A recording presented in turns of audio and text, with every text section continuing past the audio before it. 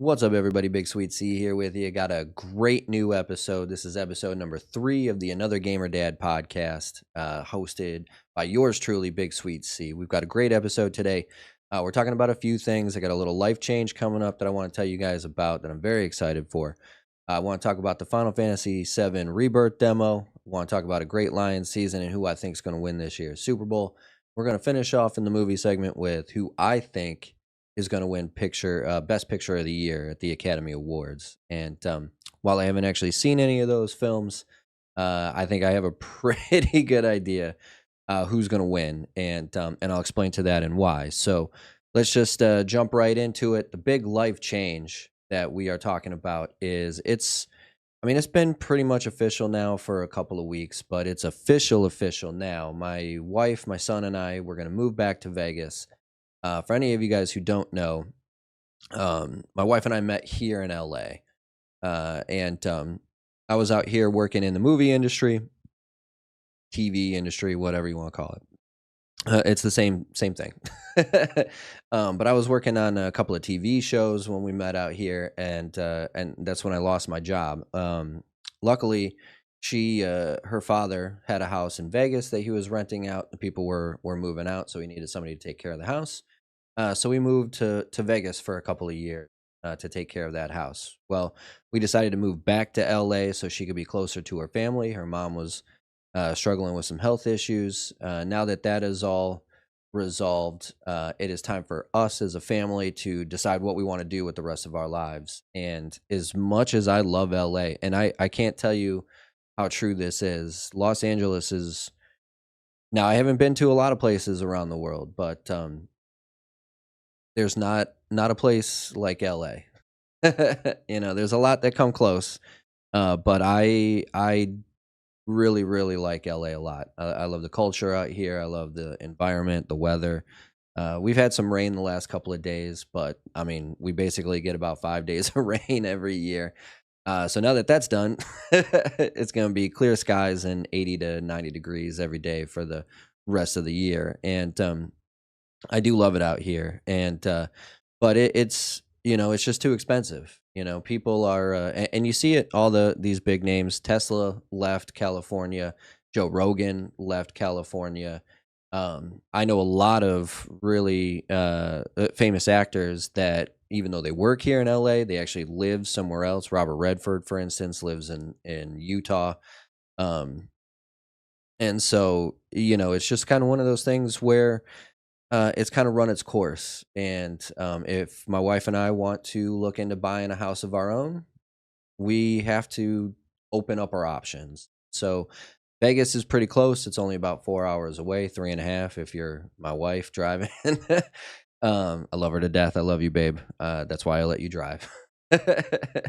But it's not that far away from LA. We still have a lot of ties here, and a place to visit until this place gets rented out, which is her father-in-law, her father's plan, I guess. But if we really want to be able to afford to buy a house, it's like half price in LA. Here, or in Vegas. Sorry. Here in LA, you're looking at a 2-bedroom house, like the one that we live in, 2-bedroom, 1 bath. You're looking at like $1 million, even though we're kind of outside of the LA city. It's just really expensive to live in the area, where, you can go to Vegas. We're looking at places that got 4 or 5 bedrooms, 3, 4 bathrooms for $400,000 or $500,000, so we're literally talking half price. And so if if I wanted to, I could probably stretch it and afford to pay for a place here in LA. But I wouldn't have any I wouldn't have any money to do anything else. Like my son would be living on the street. And we'd be eating ramen noodles every day for the rest of our lives. So if I don't want to do that, then it's become apparent that LA is just not a place that I'm probably going to want to afford. Not that I can't afford it. I could probably afford it if I wanted to, but again, that I just don't want to afford that, because I want to make sure that we're not struggling for the rest of our lives. My parents are a perfect example. They they were part of that whole, um, 2006, we'll say, movement when they finally got rid of, well, technically they got rid of, the Glass-Steagall Act, and I think that was 98 under Bill Clinton. I think it was 98, 97, 98, somewhere around there. And, I mean, that led to just everybody and their mom being able to get whatever size loan they want for, mortgage loan for the house that they wanted to buy. And a lot of people struggled with that. They were given these loans that the banks assured them they would be able to refinance later. So even though now you're paying a little bit more, get a couple of payments down, your interest rate will go down and be more affordable as we go along. And that just wasn't the case. That was a complete lie. And my parents were part of that, and lucky for them, they were able to scrape by and keep their house, unlike 5.1 million people in this country. Um, and so, we were able to stay in the house that I grew up in. But the truth is, we didn't have any money outside of paying for the house. So, like we had this nice house. We had 11 acres of grass, but my dad wasn't able to get his barn up for a long time that he wanted to do. We're living on like a gravel driveway, even though my parents wanted to eventually cement it, but we just couldn't afford these little things. And so, like, my new car was a $1,200 truck that I paid for. And so, like, it's not the upbringing that I wanna do for my child or my children. We are working on number 2, hopefully, here. We'll get at least 2, hopefully 3. That's the plan. But again, um, if I'm paying 40, 50% of my paycheck every week to housing, that doesn't leave a whole lot of anything else. Like, if I 50% of my paycheck is going to actually pay for the house, we also have to make sure that we have electricity and heat and water, food. Like, I'm not going to be able to provide for my son the life that I would like him to have. I can already tell he's probably going to be a pretty athletic kid. One, because I was, and two, uh, I see him pick up stuff and throw it across the room. The dude's 1.5, and he's already got an arm that's as strong as mine. Like, I don't know where this talent comes from. Knock on wood, he keeps it, and he's interested in this kind of thing. So he picks it up. But if I can't afford to send him to a good football camp or a baseball camp or something like that, there's a good chance that even if he has the talent, he's not going to be as successful as he would want to be and stuff. And vice versa. If he gets into school and he really likes science, if I can't afford to send him to like a science camp and stuff, over the summer break, or if he wants to enter a science fair, but I can't afford to buy him the supplies he needs to make his erupting volcano, or shoot, designed to save global warming. Like, if I can't provide for him these opportunities that will allow him to better himself. And because here's the honest to God's truth. When I was growing up, it was best in class and down, right? And you were looked upon as, I'm the best in the class, you're not the best in the class, type of thing. But nowadays we give participation trophies even if you show up. Like, you don't even have to participate. If you show up and you check your name off the list that you showed up, you get a trophy for it. And that's not going to help my son. That's not going to help any of my children uh, put themselves at the front of the line when it comes to getting a scholarship, or going to a certain university, or getting a job at a certain place, or an internship, all that kind of stuff. There's different ways that you have to separate yourself now to prove that you're worthy of this merit. And if I can't afford to,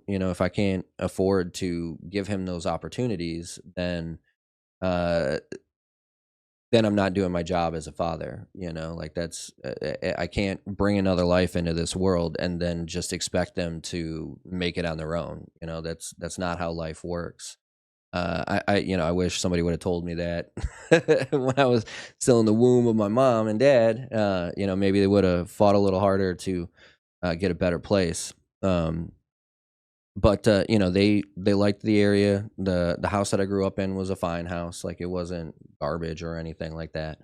But it also, didn't allow me to couldn't afford for me or my brother, my younger brother, to really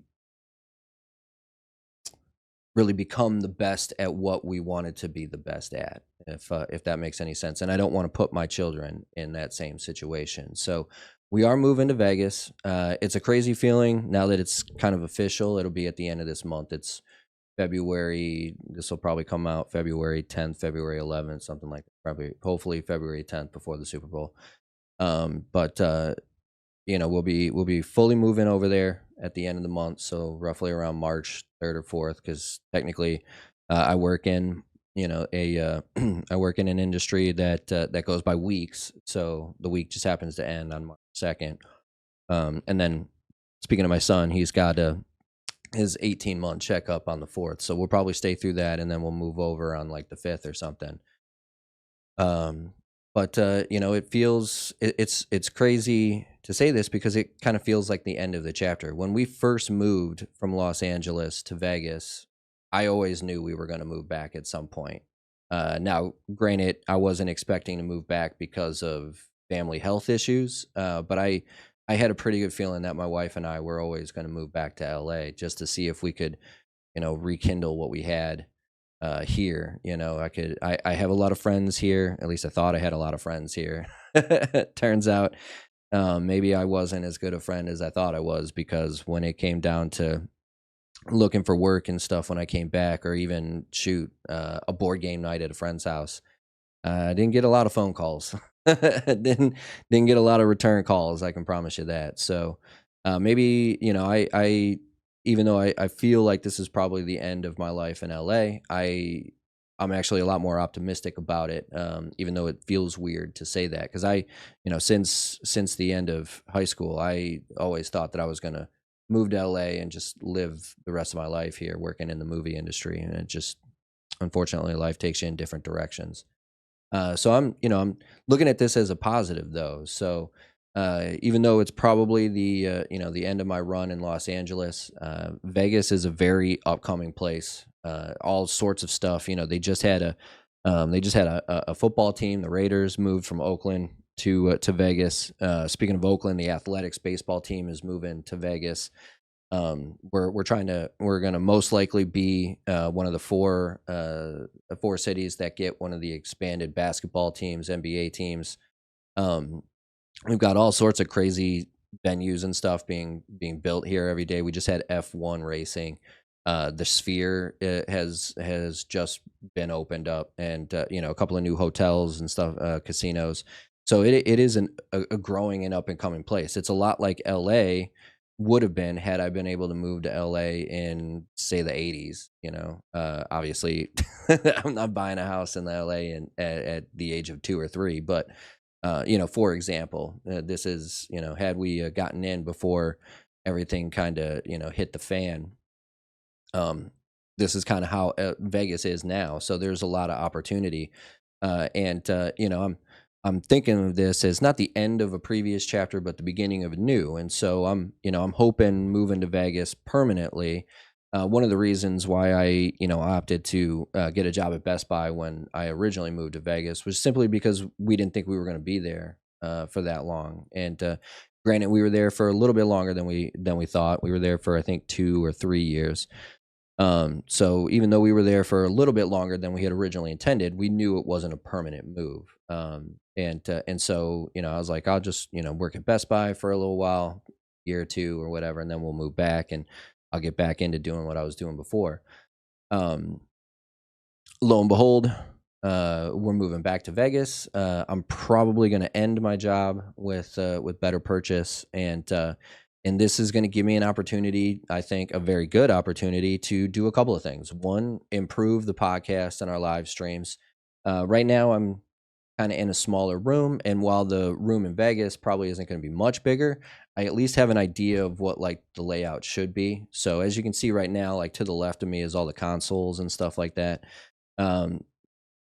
Whereas, I do have a green screen, But because of the way the green screen works and the size of it and everything, I don't really have enough room to put it here with my console stuff on the side. Otherwise, you're just seeing the console stuff, and then there's like this random green screen on the side here.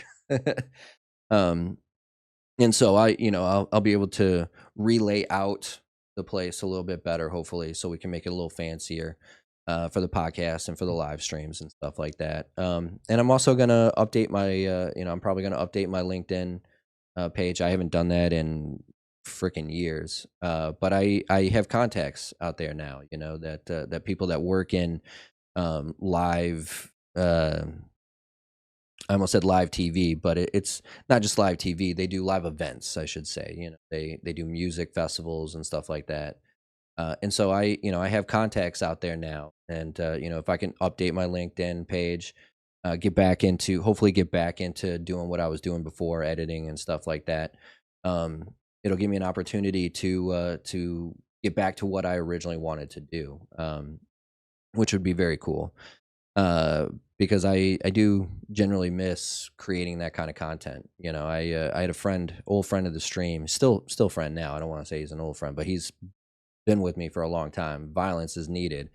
Now he's just known as Father V over on Twitch. Great streamer. If you guys are looking for people over on Twitch, Father V, definitely give him a follow. But he and I have known each other for kind of a long time now, and I kind of forgot where I was going with this. But he brought up a. Oh well, doesn't matter. He's a great streamer. You should follow him. Brain fart there. But yeah, so like I said, I'm trying to think of this as a positive aspect. This is a new chapter. This is not the ending of a chapter, but it's also going to allow us to actually start looking for houses and stuff. And so my son can finally get his own room. Any new kids we have, they can also get their own room. I can right now this is half office, half playroom for Christopher. So we can redo all this stuff and make it better. And so while I'm very excited, I'm also kind of a little terrified, because if I do leave Best Buy, there goes my there goes my fantastic health insurance. Now for me, not too worried about it. Like I am what I am at this point at 42 years old, but my son is still growing, and not having health insurance for him could be kind of a pain in the ass.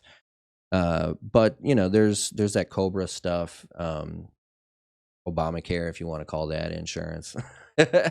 so so there's ways to kind of get over that kind of thing, hopefully, and hopefully I'm not unemployed for too long, and we get back into something, if not more lucrative, at least as lucrative as Better Purchase was for me the last few years. Because the truth is, one of the reasons why it was hard to leave that job is it does give me some of the best benefits I've ever had. It does pay me more than any company has. And I'm including Netflix and Nickelodeon. Like, I've never gotten paid as well as I have, other than what I do now. So a little scary, mostly excited, and I think it'll be good for not just my family, but for you guys out there as well, because I can invest a little bit more into this, because I'm not I'm not paying all of my paycheck, one of my paychecks every month to just housing. So this is a good thing, and I'm excited for it. But I just wanted to kind of give you guys a heads up, because you guys might be in the same vein. You like where you're at. Again, I like where I'm at. I could deal without the drive to work. It's about an hour and a half to 2 hours every day there and back. So I could do without the drive. But generally speaking, I like who I work with. I can stand who I work for, simply because the benefits and the pay. And I really love LA. Like, there's a lot to do out here. There's the beach. You can go snowboarding, skiing if you want to, because Big Bear Mountain's only a couple hours away. There, you got Disneyland. You've got SoFi Stadium is beautiful.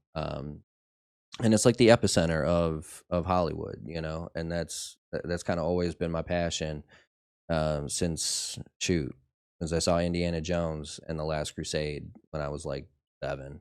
I might have been older than that. I might have been like 12 or something, but you know, like, I mean, watching River Phoenix play the young Indiana and just imagining that that could have been me is, you know, that's what got me here. And so, you know, again, it's a bittersweet moment for that, just because, again, I always thought LA was going to be my home, and for, you know, for what it's worth, it will always kind of be home to me. You know, just is as much as Michigan is home to me in terms of that's where I grew up.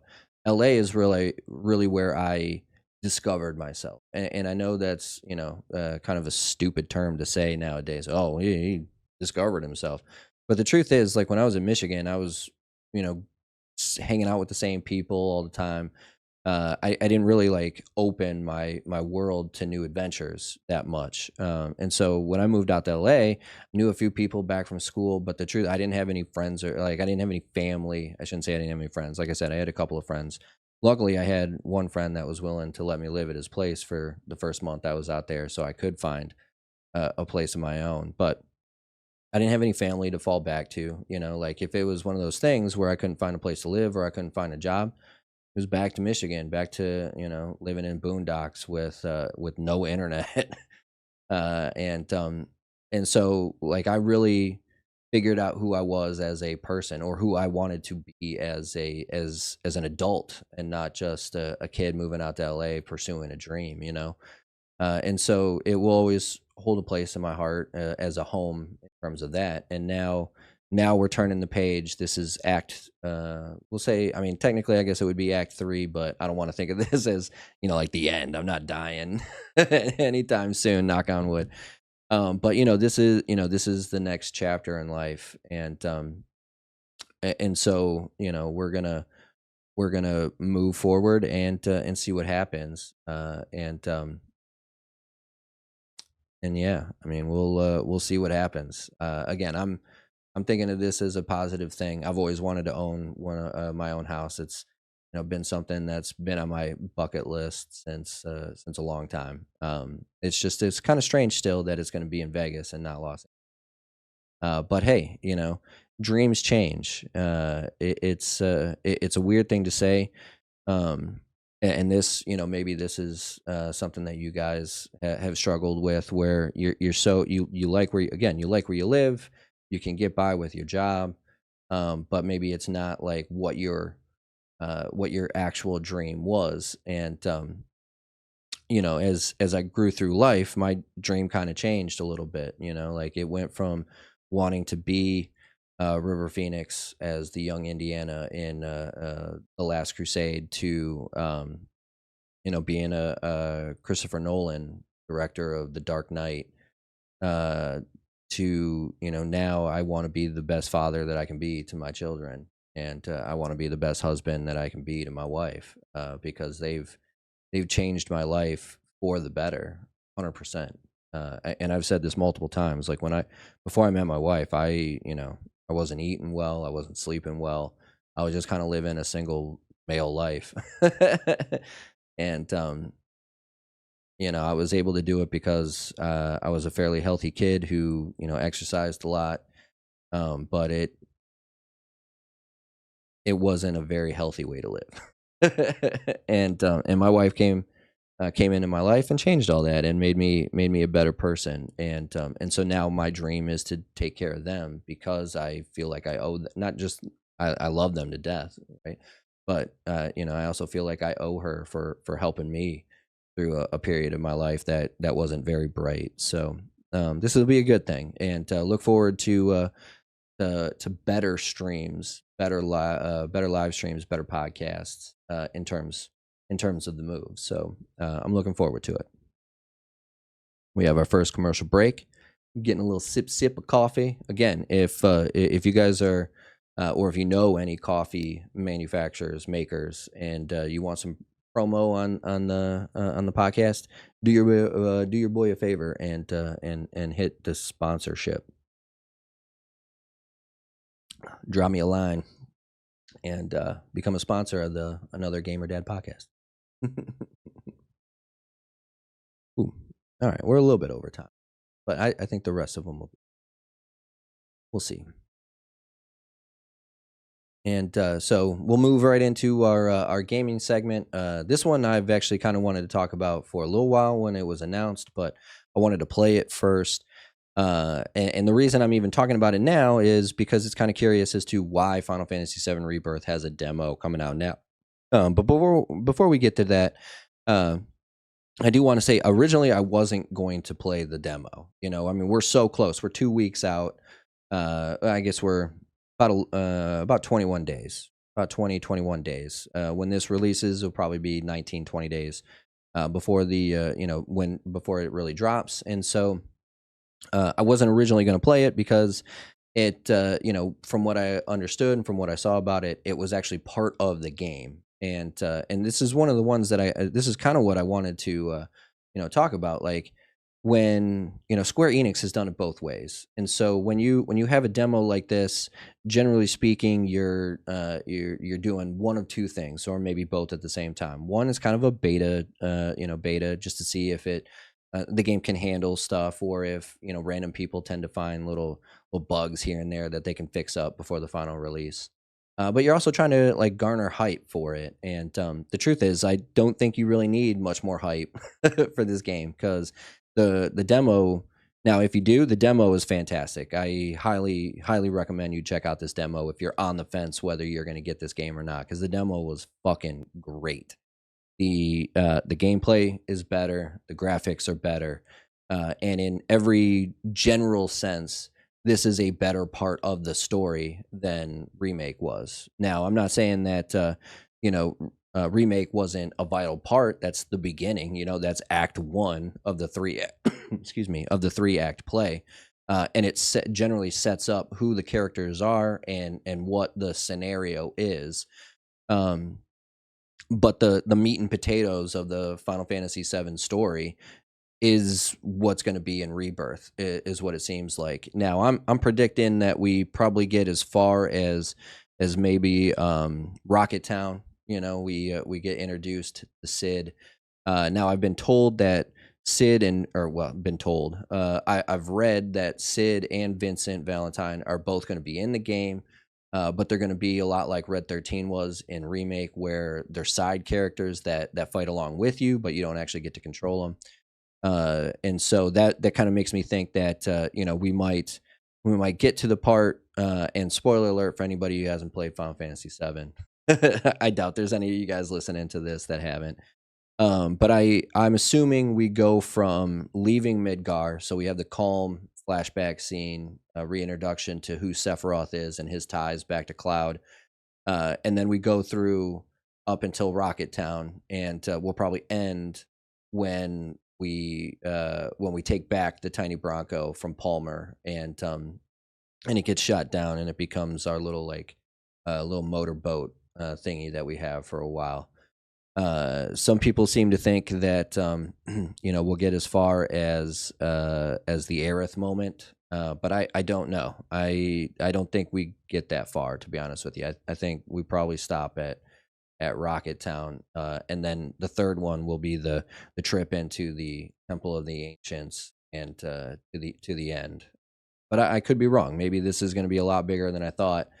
But I don't know how much you can really put into this game, if, and it feels like they're planning on bringing in new content with Zack and adding in some stuff from Crisis Core, maybe even adding some stuff at the end, introducing some of the characters from Advent Children, which is they just released that in theaters for a couple of days, so people could kind of catch up on that movie and see what happens after the Final Fantasy VII story. Fantastic anime, by the way. My favorite animated movie of all time, without a doubt, Advent Children. And so definitely check it out if you can. I have it on Blu-ray because it's been kind of hard to find on a streaming platform. And it's one of those movies that is definitely worth being owned, if you will. But if they're going to add stuff from Crisis Core, if they're going to add stuff from Advent Children, then I don't know how much you can really pack into this second game If we're looking at roughly maybe a little bit longer than remake, but you still have the third one to come out. So I'm gonna venture to take a guess. My best guess is when we get the tiny Bronco from back from Palmer and we take off, when we start heading to the Temple of the Ancients, I think is probably where where Rebirth is gonna stop. That would be my guess anyway. Um, and but the truth is, like, even as fun as it was, the team ups, the synergy attacks and stuff like you had in Intermission from Final Fantasy Remake with Yuffie and Sonon, Sonnen, however you pronounce his name, are fantastic. You get to play as Sephiroth in the flashback scene, which is fucking really cool. Like, he's a bad mother, shut your mouth. And watching his story, I would really love, First Soldier maybe come in to play a little bit. Maybe we get a little bit more of like who Sephiroth and Genesis and Angeal were before even Crisis Core, the Zack story. So there's a lot of possibilities for this game, and I'm looking really forward to it. But as fun as this was to play, it wasn't anything that I didn't already expect. Like, the hype is already there for me, and which is why, going back to what I had said before, which is why I probably was, I wasn't really intending on playing the demo. However, I find out that if you do play the demo, at least if you have a save file from the demo, when you do download and play the game, you do get some free loot. So you get the Kupo charm, which I guess increases item drop rate. You harvest stuff in this one, and I don't remember that in Remake. We're going through it right now in the live streams. I don't think you actually harvest anything. You have the boxes that when you crush the boxes, you can replenish MP and stuff. But what this sounds like is there's actually like resources around the outer world that maybe you can pick up that allows you to, like, maybe upgrade gear or create new gear, or maybe in hard mode, this is how you replenish your MP between chapters. The Kupo charm gives you the ability to loot more of those resources, and then you also get a survival set, which is usually 10 to 15 items, maybe an elixir or two, Phoenix Down, bunch of high potions and stuff, ether potions and stuff like that. So I want that loot. I'm not gonna lie. I pre-ordered the digital deluxe version because, again, Final Fantasy VII is like my jam, right? And it goes back and forth between, what's my absolute favorite game, Chrono Trigger, Final Fantasy VII. This remake has really pushed Chrono Trigger to the top because, I only have the original beautiful, perfect game that is Chrono Trigger. Whereas, like, this, Final Fantasy VII Remake has made me realize how much more potential 7 had. And maybe they were just, had time limit restraints, PlayStation disc restraints, that kind of thing. And so, this has become a better version of 7. And so maybe this is my favorite game. I don't know. That's a whole nother discussion. But because I love it so much, I want all the loot that I can get. And so I pre-ordered the digital deluxe version simply so I could get the pre-order bonus stuff and then the digital deluxe bonus stuff. Like I said, games and companies that produce games, if I like you guys, I have no problem spending an extra $10 to $20 for the little loot that you're going to give me because of it. I'd rather spend money on stuff I like than buy the season pass for Call of Duty, because I could give a shit less about Call of Duty or what the bonus material for that stuff is. And so, this is definitely a game and a company that I would die hard support. But it does. It brings me to the next question, like, why now? Who is the target audience of this? And I like to compare it to another demo that they did a bunch of years ago. I'm pretty sure it's called Captain Spirit, The Adventures of Captain Spirit. It was the demo for Life is Strange 2. And it was a great demo because you didn't get any bonus loot or anything, but it gave you a little side story outside of the main story. So you play as this kid who ends up, you find out later in the game, and if you play the demo, there's a nice cool little reaction between the neighbors. But you play the neighbor of the main characters of the story, and you play as this little kid, and it gave you an idea of what the game was going to be, how it's going to play out, what type of story it's going to tell, without giving away anything from the actual game. So if you played the demo and then you played the game, this game was still brand new. You hadn't spoiled anything for yourself. Whereas this is basically just the first hour and a half of the game itself. And so by playing this now, you're kind of taking away from the experience when the full game releases, in my opinion, because you're gonna then, and you don't have to, you can skip it from what I understand, but you're basically taking the first hour and a half of the game and spoiling it for yourself, in my opinion. And that's why I was going to stay away from it at first, except for now I want to get the loot.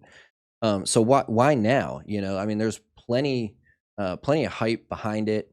Who's the target audience? I'm pretty sure by now people that are going to purchase it have already made that decision whether they're going to purchase it now or not. But maybe not. This was a very, very fun demo. So maybe this is targeted at those people that maybe they played remake when it first came out and weren't really interested in it, or maybe this is trying to give you an opportunity, because you can buy both for the same price. So again, I bought the $90 digital deluxe version, but it came with both intermission and rebirth. If you get the standard edition, it comes with both intermission and rebirth. So maybe this demo is for those people that maybe didn't get a chance to get into it. Because it gives you the intermission, I'm more likely to incline to believe that it's actually targeted at people that maybe played Final Fantasy Remake when it originally dropped, perhaps didn't care for it, and then didn't bother to buy the intermission DLC for it. Maybe they didn't finish the game, and seeing how the action now is much cleaner, much more defined. Maybe it interests those people that were interested in it and then became less interested in it. It still gives you, like I said, about 20 days to play remake and intermission, which is plenty of time. If you really want to push through it, you could easily get through remake and intermission if you start today, tomorrow, and get to it before rebirth comes out. So maybe this is trying to get that audience kind of back into it, or those that maybe skipped out first to get back into it. But it really, in my opinion, I think it's just more so for the people who already know they're going to buy it, and I think they basically just dropped it to kind of give you something to tide over, give you something to tide you over until the actual release comes out. With incentive like bonus loot to actually play it. And so it is a little weird that they waited so long to drop it. I feel like this feels to me like this is something that should have probably come out in like December, maybe right around the same time that, maybe even earlier than that. I'm trying to think of when Final Fantasy 16 came out. Maybe that's too early, because I want to say that was like May or June of last year. So maybe that's too far ahead. But this one, it just kind of seems like a weird timing. This to me should have been done probably first week of January, maybe second week of January, given a lot of people time to play it. But again, it's one of the better moments in Final Fantasy VII. And so, I think the target audience is mostly people that knew they were going to buy the game already. And they want you to play this with the hope that you then tell your friends who are not Final Fantasy fans, hey, dude, you got to check this out. Got to check this game out. That's my opinion of it. But if you're going to buy the game, I think it's definitely worth downloading and playing the demo. I know it's kind of big. It's like 48, 50 gigs, something like that. But it does give you a great moment in the game. Again, you get to play as Sephiroth, and you get that bonus loot, and whether you like bonus loot or not, to be honest with you, the Kupu stuff and the survival set, I might not even use during the regular game. But if you're going to buy the game, you might as well get all the loot for it, in my opinion. So do yourself a favor, download this demo, play this demo, see what you like, because it's worth it. It definitely made my wait a little bit more intense because I'm ready to play this game now. It was a very good demo, but again, we've seen it both ways. I would have preferred it to maybe it be like a flashback of maybe Cloud and Zack that we didn't see in Crisis Core or the original Final Fantasy VII. But beggars can't be choosers. So it's definitely worth playing, especially if you bought the game. Like I said, I know I keep saying that, just repeating myself. But it's everything I expected. And I would say better, but I mean the truth is I expected this game. I expect this game to be the best game of this year. And I know generally speaking, games that come out this early usually get beat by recency bias. Excuse me. But I do expect this to be the best game of the year, and this demo just recertified my belief in that. Commercial break number 2. Brickhouse Nutrition this time. If again, Life of Greens, no, Field of Greens. Field of Greens, absolutely fantastic. It's got my metabolism rolling. But I do generally have more energy throughout the day, and I get my my natural daily dose of fruits and fruits and vegetables with this. It's great because I don't normally eat very well. My wife takes care of me for dinner, but when I'm at work and it's lunchtime, I'm not looking. I'm going. Where's the quickest and fastest food place I can get to? McDonald's, done. Taco Bell, done. Every once in a while, I happen to be in town for like a Chipotle. But again, Chipotle doesn't really have a drive-through, so if you don't have a drive-through, I'm probably not stopping. If I have a slow day, maybe I stop and eat it at Chipotle. But for the most part, I'm looking to get done with my day as fast as possible. So Field of Greens has been a great way to make sure I still get my fruits and vegetables that I need, even though I eat like shit. So Brickhouse Nutrition, shout out to you. Please sponsor the channel.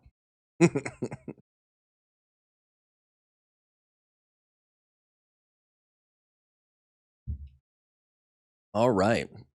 Now we're getting into everybody's favorite sport section, the sports segment of today. I'm just kidding. To be honest with you, because I started off as a gaming channel, I'm kind of curious as to what your guys' favorite section of this podcast is. I've had a lot of fun talking about sports for the most part because the Lions have been really good this year, and it's it's different than previous years that we've been successful. 2016, we won like 10 games.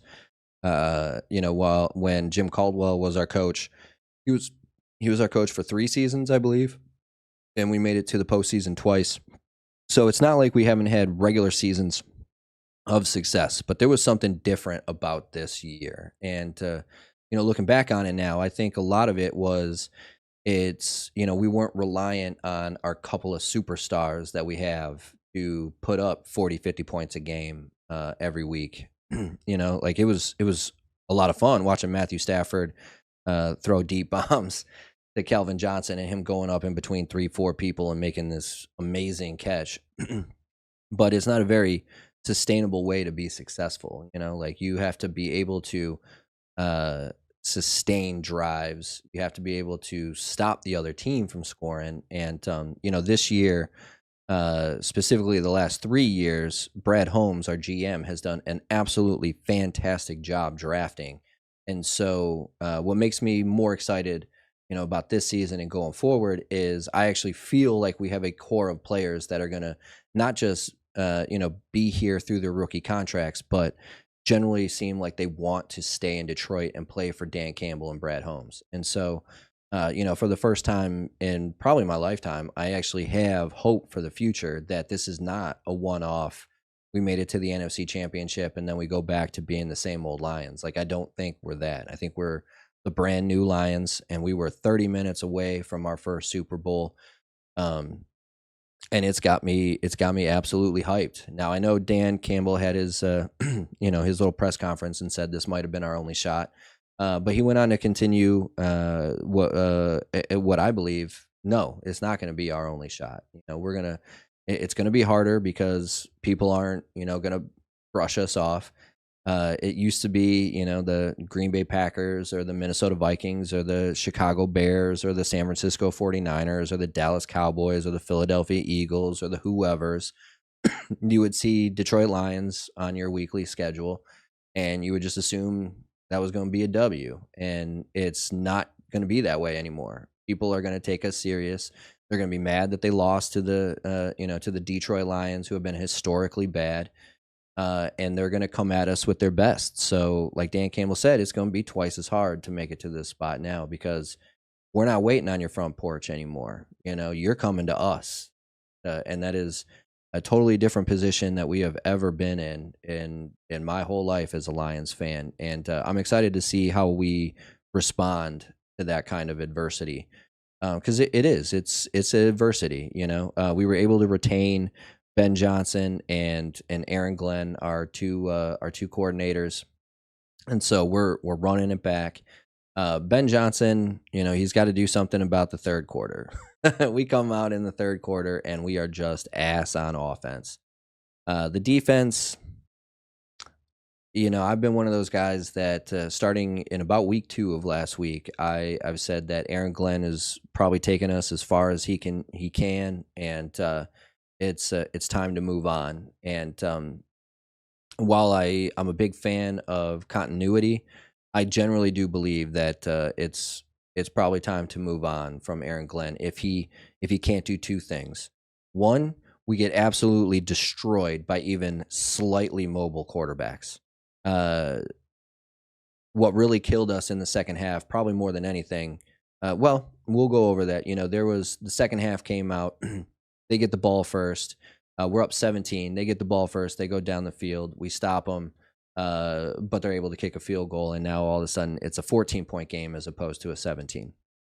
No big deal. We're still up 2 scores. But then, we go down the field. We don't get any points. We go down the field.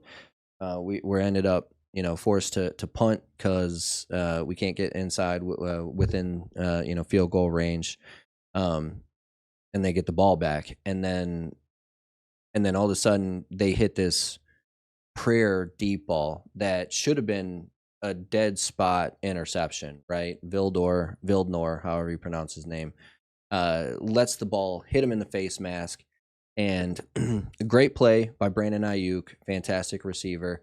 It bounces towards him, and he's able to dive for it and catch this ball for a huge 51-yard gain, putting him inside the 10-yard line. Crowd immediately back into the game. They go on to score in like a play or two. Okay, still not bad. We're still up a touchdown. We're getting the ball back.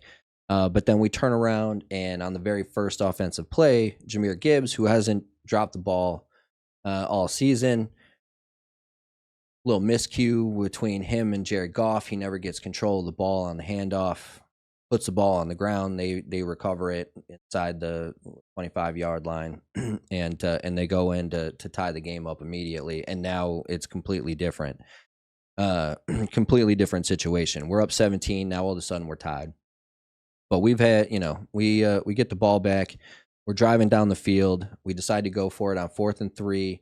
Everybody's telling us to kick the field goal, take the points. Well, the truth is we had better odds making that 4th down than we did kicking that field goal. Don't get me wrong, Michael Badgley had a big 52-yard, 54-yard kick in Detroit a couple of weeks prior against the Rams, which ended up being the game-winning kick because we ended up winning by 3 points. But one, we're not at home. We're outdoors, kind of nighttime. We're by the bay. And if you know anything about the Bay Area, wind is crazy around water. And so you've got Michael Badgley, who, again, kicked a big one for us a couple of weeks ago, but has been historically bad from 40-plus. 9 of 20, I think, is what he was in his last 20, 40-plus yard, 45-plus yard field goals. Where on the other side, 4th and short, we were 17 of 20 in the regular season. We were 2 for 2 in the playoffs. So it absolutely made perfect sense for us to to go for it, and I stand by that decision. And if I'm Dan Campbell, I'm making that decision again, even knowing what happens at the end of the game. We called the right play. Goff made the right throw. Bummer that the usually very reliable Josh Reynolds can't make the catch. He drops it. We turn it over on downs. A couple of drives later, driving down the field, still tie game. Driving down the field, we get to a 3rd and 10.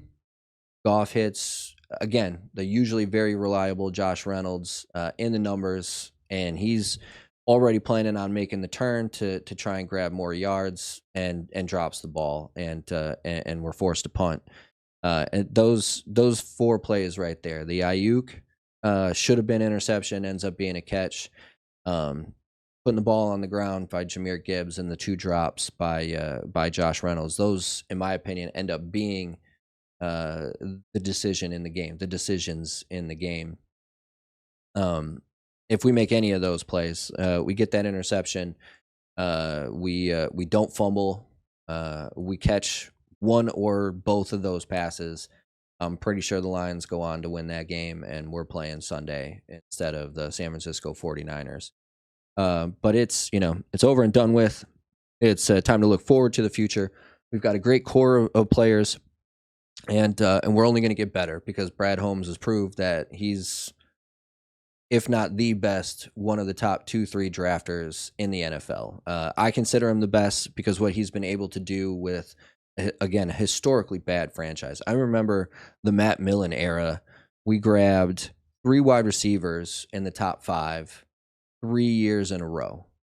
Charles Rogers, who went on to have like a three season year, and he was terrible. Great at Michigan State, awful in the pros. Roy Williams, again, who we ended up trading to Dallas for, a peanut butter and jelly sandwich. And then Calvin Johnson. And while we hit on Calvin Johnson, 3 of our first round picks, only one of them actually ended up playing for the team for an extended period of time. So, Matt Millen, he also drafted Joey Harrington. Again, another guy who had a great college career, just absolutely ass in the pros. And maybe it's not his fault completely. We threw him in on a bad team with a bad offensive line, and no one to throw the ball to, and no one to run the ball with. And so, maybe he was in a bad position. Given a better situation, maybe he would have been a lot more successful than he was. But, again, just bad pick after bad pick after bad pick. And even the good picks, Matthew Stafford, Calvin Johnson. Calvin Johnson retires early because he feels banged up. Matthew Stafford goes through 4 coaches, I believe, and then requests a trade. And that really was it. That was, Brad Holmes realizing that Matthew Stafford was worth more to the franchise as a trade option than as the starting quarterback is really what kicked off the Brad Holmes era, and allowed us to get Penei Sewell, Amon-Ra St. Brown, Afanwe Melifonwu, Kirby Joseph, Brian Branch, Jahmyr Gibbs, Sam Laporta. Like, it was just a fantastic trade for us. It's not a trade that I think a lot of teams would do, because Matthew Stafford is a Super Bowl winning quarterback. He's proven time and time again that he improves the players around him. Just look at Cooper Kupp. Calvin Johnson has the greatest receiving year ever. Turn around 2 years later, Cooper Kupp has the greatest season as a wide receiver. And now look at Puka Nacua breaking records as a rookie. Like, Matthew Stafford just enhances the team around him. And so he is not generally a player that a lot of teams would have traded. And so for Dan Campbell and Brad Holmes to have the balls to make that trade proves to me, and it should prove to you, that they are not the same old Lions. They are willing to get it done, and they're willing to sacrifice talent to bring in the players they want to bring in. And so it was, a very good season. Another, crazy season in the fact that I can't tell you how many non-Lion fans, I had text me, call me, message me on Instagram and X, saying, "Hey, dude, can't believe I'm saying this, but I'm rooting for the Lions. Like I want them to win the Super Bowl, and that's just not something that I've become accustomed to. So next season we come out here to San Francisco to play the 49ers at Levi Stadium again. In the regular season, I think that's going to be a preview again. I think whoever wins that is probably going to win be the 1 seed in the NFC for the playoffs. And I think my wife and I are going to try and go to that game because Levi Stadium is beautiful, man. You never been there, it's a good place to go. But I have high expectations, and not just high expectations because we did well, high expectations because I expect Dan Campbell and Brad Holmes to continue bringing in players that they want to bring in that fit our system very well and generally want to do what they're capable of doing. But having said that, I do want to pick my Super Bowl pick. Originally, I had the Baltimore Ravens over the Detroit Lions. Both of those teams made the conference finals. Neither of them actually made it to the Super Bowl. Kansas City is playing again for the 4th time in 6 seasons under Patrick Mahomes. Just an incredible run for his young career. Is it 4-6? Maybe it's 4-7, something like that. I think either way. And then you got the 49ers who have been there twice in the last 4 years. Now, granted, when they went the first time and they played the Kansas City Chiefs, you had Jimmy Garoppolo as their quarterback. They did not have Christian McCaffrey. So it's a different team going into this year's Super Bowl than it was 4 years ago. And I do think Brock Purdy is better than Jimmy Garoppolo. I don't think he's better than Patrick Mahomes. Christian McCaffrey, though, I do think is the best player on the best offensive player on either team, and so I think it'll be a lot better game than people are expecting it. I do think Kansas City is probably the better overall team. At least they've been playing that way in the playoffs, and that says a lot. Momentum is a big thing. Again, going back to the NFC Championship game, Lions had all the momentum going into the second half, and then that fluke bomb to Brandon Ayuk bounces off our face mask and lands in his hands. You could feel the momentum shift right after that, and then all of a sudden it was over for the Lions. So Kansas City, I think, has more momentum going in. I think probably more fans of football probably expect them to win than the San Francisco 49ers. But that's not who I'm going with. I'm picking the 49ers to win, not because the 49ers are the 49ers, but this is more of a personal thing to me. I would like to believe, and how crazy would this have been if, talk about coming full circle, right? Lions go into Kansas City for the first game of the season. They beat Kansas City in Kansas City. Granted, no Travis Kelce on offense, no Chandler Jones on defense. But they go into Kansas City. They beat the defending champions on their home turf in game 1, not week 1. I mean, yes, it was week 1, but game 1 of the NFL season. To then them rematch in the Super Bowl, the last game of the season, would have been a crazy full circle loop. But I do believe that I think the Lions should have beat the 49ers, and I do believe because of that, I think the 49ers are going to beat the Kansas City Chiefs because I believe the Lions would have beat Kansas City. So by default, I'm picking the 49ers simply because they were able to beat the Lions, who I think would have beat the Kansas City Chiefs. And I know that's kind of a weird thing to say, but the reason I'm doing that is because I believe the Lions would have won.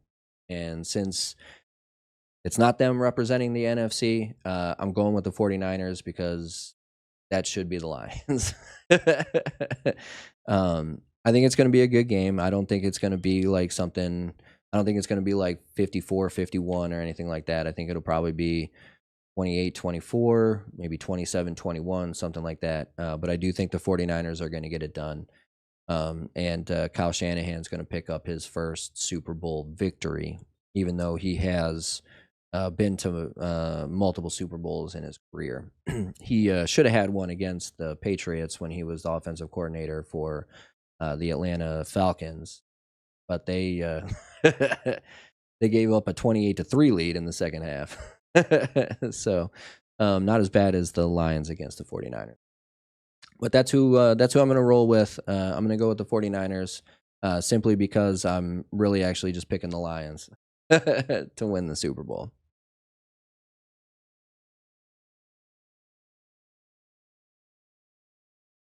Time for another little commercial break. Field of Greens coffee shops. Do me that favor, hit that sponsorship. But to sponsor myself, I am kind of see it now. Straight Out of Sin podcast. Straight Out of Sin City podcast is the one of the other podcasts that I'm on. Do us a favor, check us out on YouTube. We're coming out with a new season here pretty soon. But most importantly, I wanted to show you the shirt because it's be on the lookout for swag from this podcast, swag from my live stream. I didn't realize it, but Teespring changed some stuff. They went. I think they were still called Teespring, but they're like a different company now. So everything that you could have bought from my previous shop is no longer available, and so I have to kind of recreate some stuff. And we will. It'll give me a chance to kind of update things and get some new swag out there. So be sure to be on the lookout for that, and buy yourself a T-shirt. Buy yourself. I think you can do hats now. We'll probably, I know you can get some other stuff like a sticker and whatnot, and maybe I do like one or two of those like little things, but I don't think I'm gonna spend the time to create like a phone case or anything like that anymore. Like shopping bag, like those just don't seem, as like a sellable product. But we're gonna get swag for the podcast and for the live stream, so be sure to keep notice on that. And, be on the lookout. Really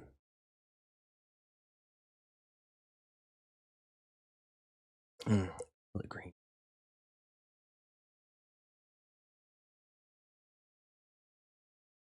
All right. So for our fourth and final segment, we are going to be talking about movies. I love movies. I know it seems that like sports are probably more of my my passion hobby. Yes, but it's only really because I've been an athlete my whole life, and for a long time there, I thought I was going to be an athlete.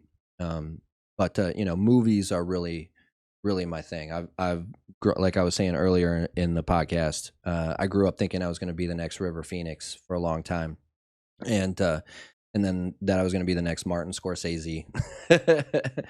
I studied to work in the movie industry, and so I feel like I have a pretty good grasp on filmmaking and films in general, film study, film theory, film criticism, that kind of thing.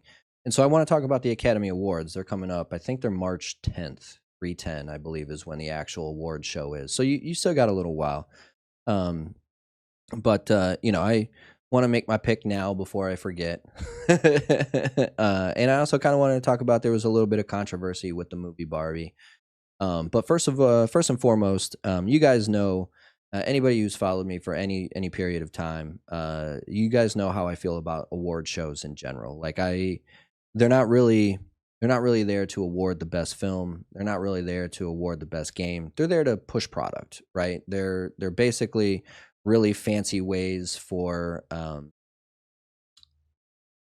non-important people that feel important to pat themselves on the back and say, "Hey, we did a great thing this year." And and so I don't generally take a whole lot away from these kind of awards, whether it's the game awards, the movie awards, sports awards, the MVP of the regular season in the NFL. You win the Super Bowl? No, then you had a bad season. You didn't win. I don't want to say you had a bad season, because you didn't, statistically speaking. But the truth is, you don't win the Super Bowl, you're not the guy, right? Like that's the goal of every football player, is to win the Super Bowl. And for the most part, the goal of every studio is to make a movie that makes a shit ton of money, right? And that's just kind of how it is. So these award shows, I think, are just circle jerks and reasons for people to celebrate something that they did to make themselves feel better, and in the process, maybe sell an extra DVD or two. But so that that's kind of how I feel about award shows in general. But it is always kind of fun trying to guess who's going to win and why and all that kind of stuff. So that's why we do these little segments. Um, Before we get into it, there was a little bit of a controversy this year earlier in the season when they excuse me, when they came out with the nominations. If you don't know what I'm talking about, Barbie, I'm sure it's a fantastic movie. And yes, it's Barbie based off the Hasbro doll. That literally doesn't have any story. It's just a doll. But they made a movie based off of it, and it did exceptionally well at the box office. And so when they announced the Academy Award nominees, I think a lot of people expected Barbie to get a little bit more recognition. Now, it was nominated for Best Picture, so I don't understand why people don't think that it's getting enough recognition. It's literally one of the 10 best films of the year, according to the Academy.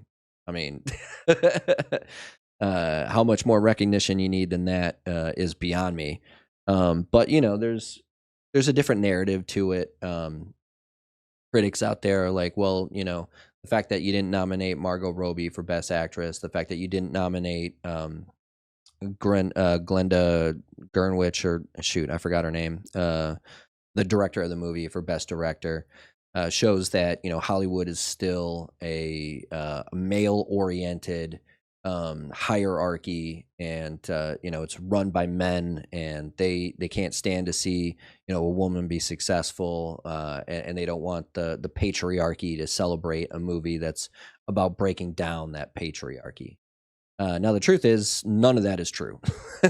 I mean, The Hurt Locker beat Avatar. Avatar was the biggest movie of the year, and if I can remember correctly, the biggest movie of all time. It was nominated for Best Picture. James Cameron was nominated for Best Director. But The Hurt Locker, his ex-wife, actually, she wins Best Director. Hurt Locker wins Best Picture. And so if you want to tell me that, this patriarchy, and I get it, historically speaking, yes, men have dominated pretty much every aspect of American culture since pretty much the beginning of America. um, but we've moved past this patriarchy, male dominance thing. If there's any proof of that, you're not going to tell me that they're going to, if they're really sexist and misogynistic like you say they are, they're not going to give Hurt Locker Best Picture over the best grossing movie of all time, and a director who not only has the best grossing movie of all time, but the second highest grossing movie of all time, and I think the fourth highest grossing movie of all time, with Avatar, Avatar 2, and Titanic. Like, I refuse to believe that if you really are a sexist, you're gonna overlook that guy for a female, which didn't really do all that well at the box office. Yeah, it had some moderate success, but it was not generally speaking a movie that was like a top box office hit that year.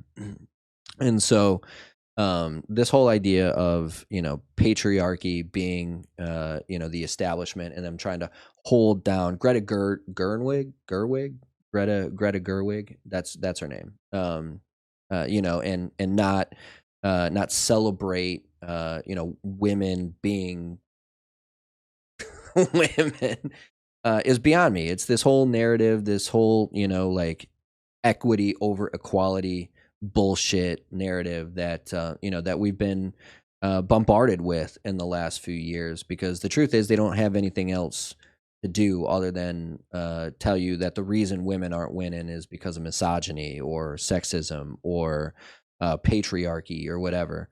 The truth is Barbie is not a movie that's going to win anyway. The fact that you got nominated for Best Picture should be good enough. Because again, I'm sure it's going to be a great movie. Greta Gerwig is probably going to win Best Adapted Screenplay, and she should, considering this was like a coherent movie based off of a Hasbro doll that has, I think, like 3 sentences of story structure, you know? So for your a writer to be able to take, hey, this is Barbie, she's what women should be, and turn it into this great story about patriarchal society and Barbie trying to not only fit in but break that mold, and be as successful at the box office as it was, is should be winning enough. But people complain because that's what people do nowadays. They complain about everything. Everything is racist. Everything is sexist. Because they don't have anything else to stand on. And it's sad to see. It's sad to believe that we've come to that as a society, but the honest truth is cancel culture works. And it's not like we use cancel culture across the board. We pick and choose what we want to cancel. Me Too movement comes out. Believe all women. Every woman should be believed when they say a man sexually harassed or raped or assaulted them.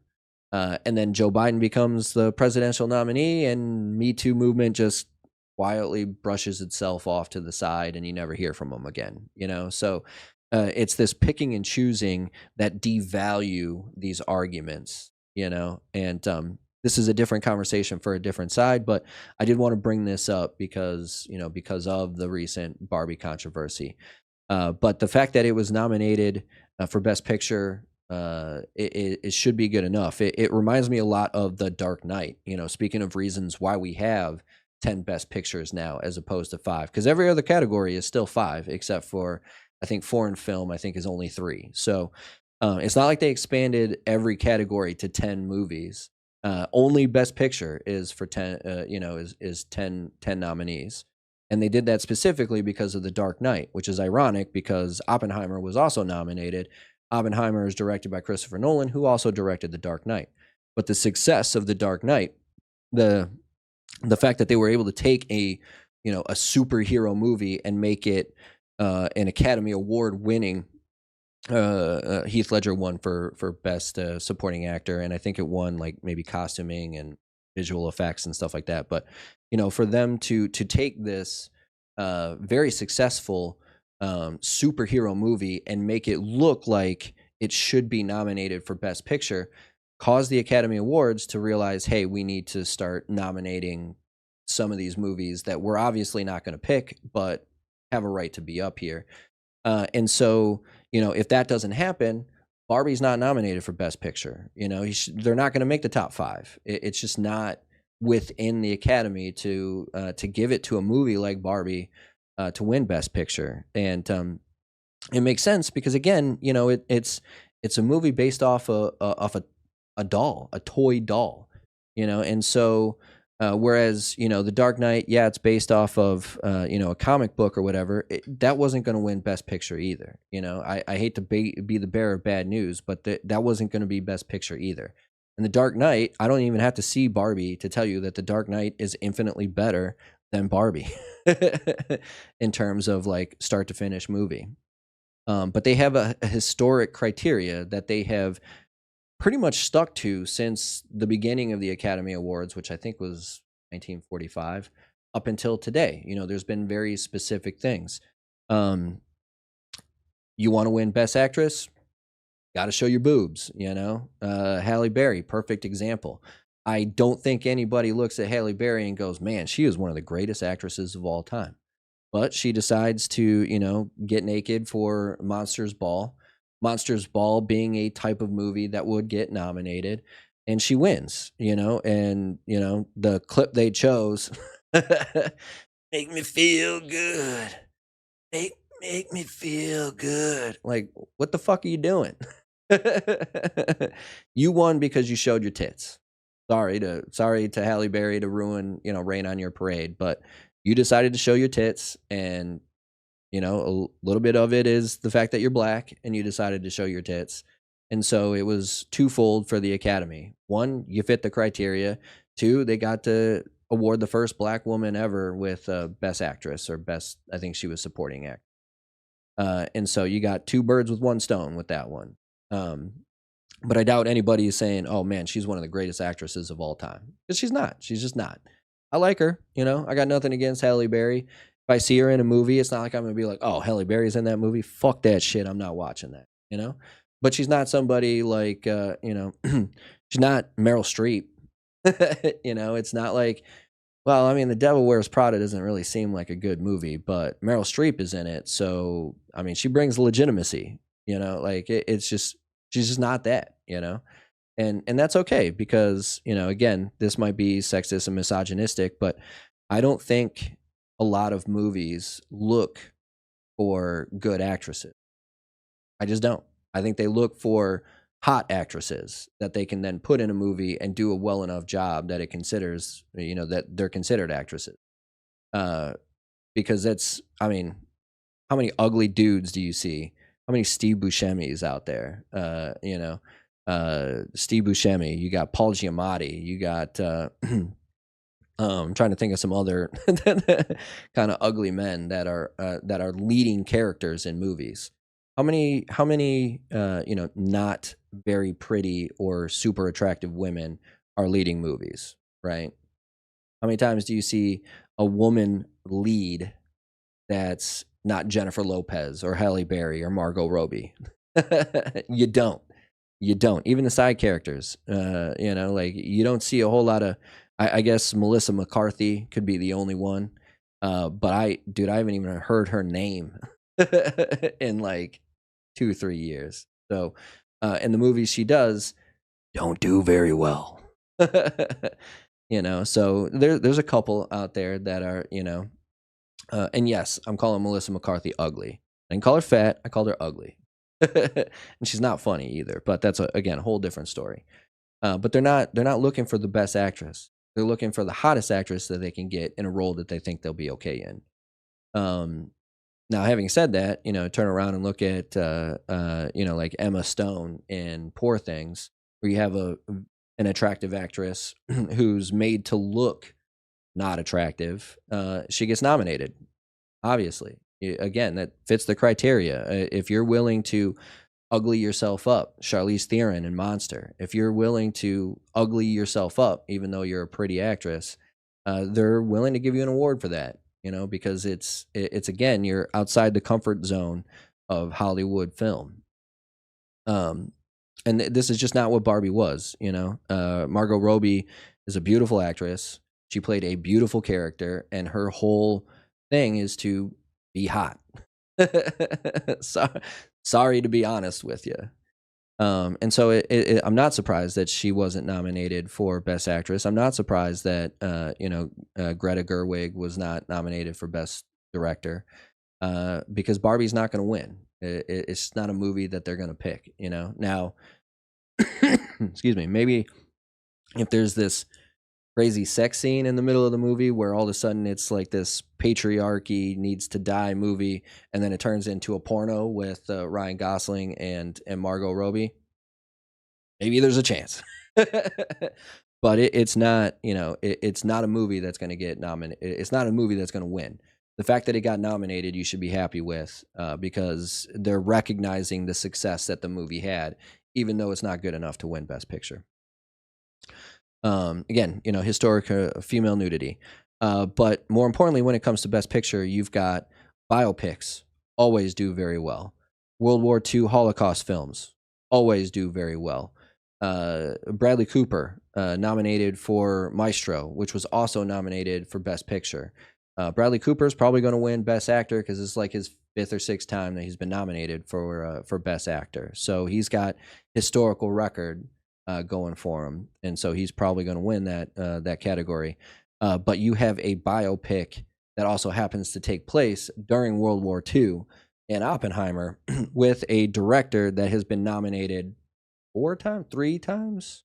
He was nominated for Dunkirk.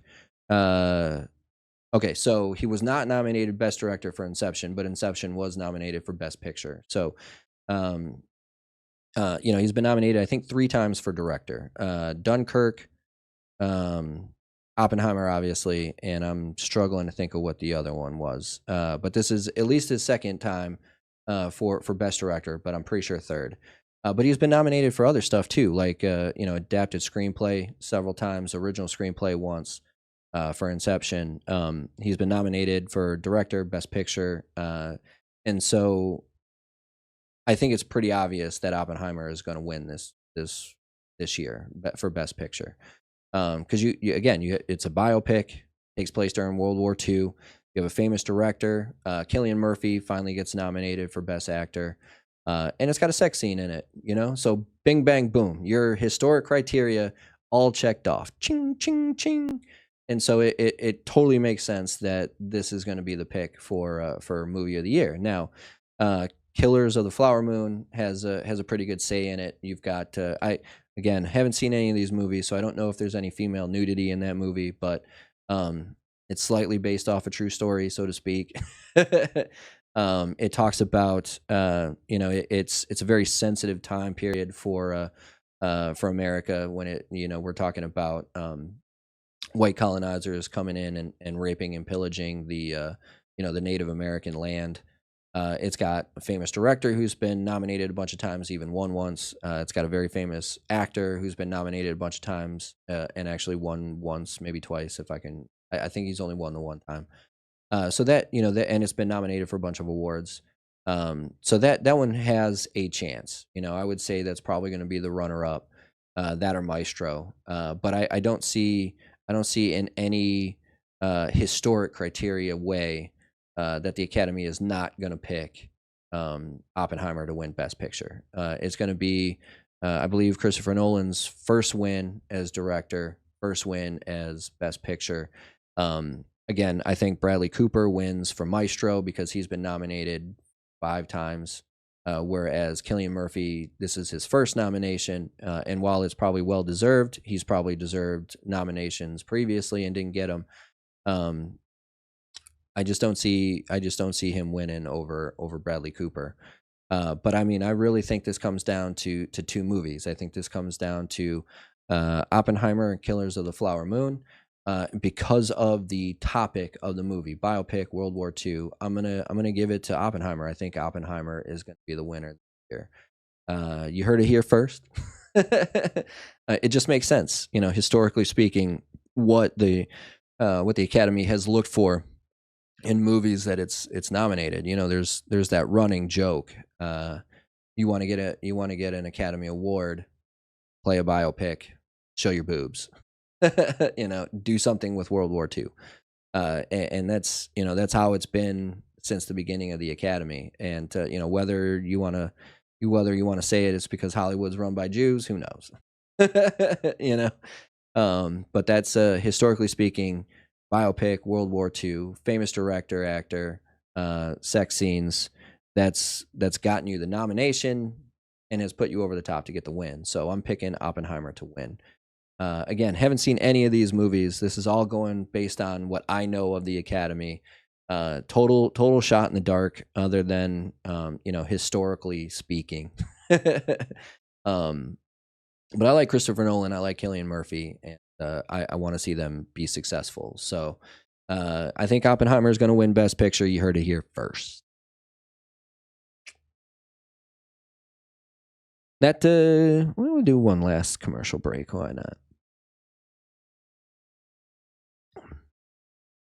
Just a quick one. But that's going to wrap up today's episode. It significantly shorter. Okay, so now we're getting into the kind of the timeline that I wanted to. When we first came out, I wanted this to be about an hour a week, every other week, and the first 2 episodes were 2 hours. So glad to see we could finally streamline things a little bit, make it a little bit more reasonable. Hopefully this will kind of just be how it is going forward. But we'll see. Some of them, some episodes are going to be longer than others. This one, we're looking at maybe an hour, 15 minutes or so. So it, we're getting there.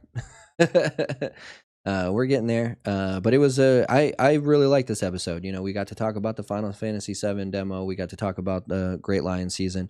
But this, in my opinion, I think the movie segment, talking about the Academy Awards, was the best that we've talked about when it comes to filmmaking in general. So, great episode for you guys. I hope you guys enjoy it. If you do me that favor, hit that like, hit that sub, hit that notification bell.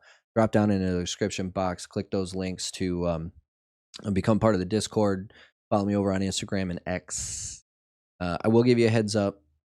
Instagram is my fun, happy life behind the scenes. X is my I complain about everything, mostly politics and how the establishment is screwing us over. That actually originally was going to be like my little personal intro space segment, but we'll get into that in a little bit. Really, what I wanted to do was tell you guys about the move and how I'm excited to be able to change things up a little bit. So we'll get into the politics of things because it is an election year, and so you're going to be seeing a lot of stuff that is misleading information on the certain candidates. And but the truth is, you shouldn't vote for either of them. Donald Trump's not the future. Donald Trump's not going to help you, but neither is Joe Biden. Joe Biden's, in my opinion, probably been the worst president in my lifetime.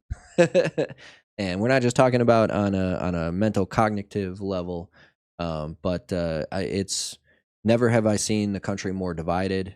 Obviously, I wasn't alive during the Civil War, so I can't really compare it to that.